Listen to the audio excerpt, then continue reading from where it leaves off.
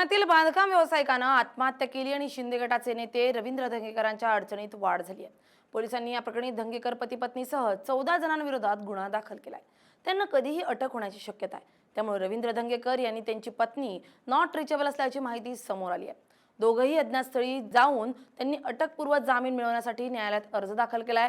त्यामुळे या व्हिडिओतून पाहूया धंगेकर या प्रकरणात फरार का झालेत, या प्रकरणी कोर्टात सुनावणी कधी होणार आहे आणि बांधकाम व्यावसायिकांना आत्महत्या का केली आहे पाहूयात। नमस्कार, मी स्नेहल चौधरी, आपण पाहत आहात LS मराठी। पुण्यातील बांधकाम व्यावसायिक खलील शेख यांनी व्हिडिओ तयार करून गळफास घेतलाय। यामध्ये त्यांनी रवींद्र धंगेकर, त्यांच्या पत्नी प्रतिभा धंगेकर, मनसेचे माजी नगरसेवक बाळा शेडगे यांच्या पत्नी वर्षा शेडगे यांच्यासह अनेकांना आपल्या मृत्यूसाठी जबाबदार धरले। त्यांनी ज्या इमारतीत आत्महत्या केली त्याच्या बाहेर एक चिठ्ठी चिटकवण्यात आली होती। एक चिठ्ठी त्यांच्या खिशात देखील होती।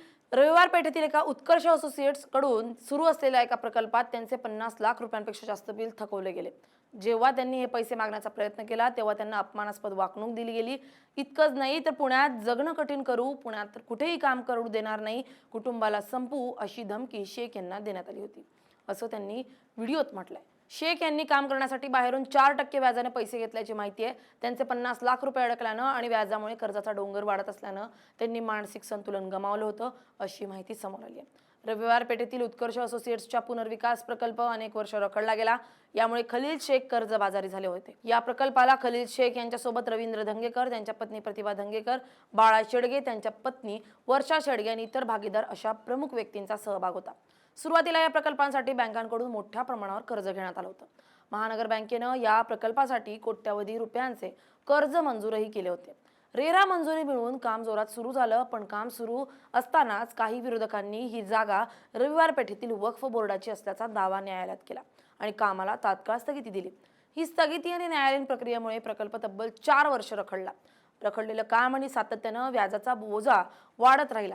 आता तुम्हाला प्रश्न पडला असेल की सर्वजण भागीदार होते तर रवींद्र धंगेकरांनी त्यांचे कोणते पैसे दिले नाही? तर रविवार पेठेतील प्रकल्पात शेख यांनी लेबर कॉन्ट्रॅक्टर म्हणून सेंटरिंगचं काम केलं होतं। त्यांचं काम फक्त कामगार पुरवणं आणि काम करून घेणं असं होतं। या कामाचे 20 लाख रुपयांचे एक रनिंग बिल भागीदारांनी मंजूर केलं नव्हतं आणि त्यांचे पैसे रोखून धरले होते। शेख यांनी त्यानंतर केलेल्या कामाची 15-15 लाख रुपयांची 2 नवीन बिलं तयार केली होती। ही दोन्ही बिलं कंपनीच्या भागीदारांनी स्वीकारण्यास आणि पास करण्यास पूर्णपणे नकार दिला होता। हे 50 लाख रुपये अडकल्यामुळे खलील शेख यांना दरमहा 4% दरानं बाहेरून घेतलेल्या कर्जाचं व्याज भरावं लागत होतं।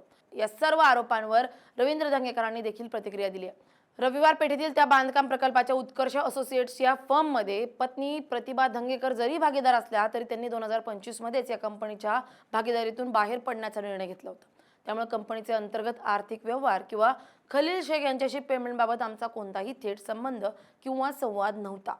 तुम्ही जर खलील शेख यांची सुसाईड नोट आणि व्हिडिओ काळजीपूर्वक पाहिला तर त्यात आमच्याशी संबंधित कोणत्याही 15 कोटी रुपयांचा व्यवहाराचा किंवा दाव्याचा उल्लेख नाहीये। या प्रकल्पासाठी पुणे महानगर बँकेकडून 5 कोटींहून अधिकचे कर्ज मंजूर झाले होते आणि रेरा आणि पुणे महानगरपालिकेच्या सर्व मंजुऱ्या वैध होत्या। मात्र इमारतीचे 3 स्लॅब टाकून झाल्यानंतर विरोधकांनी ही जागा वक्फ बोर्डाची असल्याचा दावा करत प्रशासकीय पातळीवरून कामावर बेकायदेशीर स्थगिती आणली। जेव्हा या प्रकल्पाचे काम थांबवण्याची नोटीस आली होती तेव्हाच मी संबंधित प्रशासकीय अधिकाऱ्यांना स्पष्ट शब्दात बजावलं होतं की तुमच्या अशा चुकीच्या आणि राजकीय दबावाखालील कारवायामुळे अनेक व्यावसायिक नैराश्यातून आत्महत्या करतील। दुर्दैवाने आज तेच घडलंय, असं रवींद्र धंगेकर म्हणाले। सध्या या प्रकरणात रवींद्र धंगेकर, पत्नी प्रतिभा धंगेकरांसह नॉट रिचेबल आहेत। धंगेकरांच्या शोधासाठी पुणे पोलिसांची पथकं रवाना करण्यात आली आहेत। त्यांना कोणत्याही क्षणी अटक होण्याची शक्यता आहे। तर या प्रकरणी सोमवारी कोर्टात सुनावणी होणार आहे। धंगेकरांविरोधात अजामीन पात्र गुन्हा दाखल करण्यात आल्यानं त्यांना आता सोमवारी अटकपूर्व जामीन मिळणार की नाही याकडे सर्वांचंच लक्ष लागलंय। जर पोलिसांनी खलील शेख आत्महत्या प्रकरणात रवींद्र धंगेकरांना दोषी ठरवलं तर जवळपास 10 वर्षांची शिक्षा होऊ शकते असं म्हटलं जात आहे। Bureau report LS Marathi.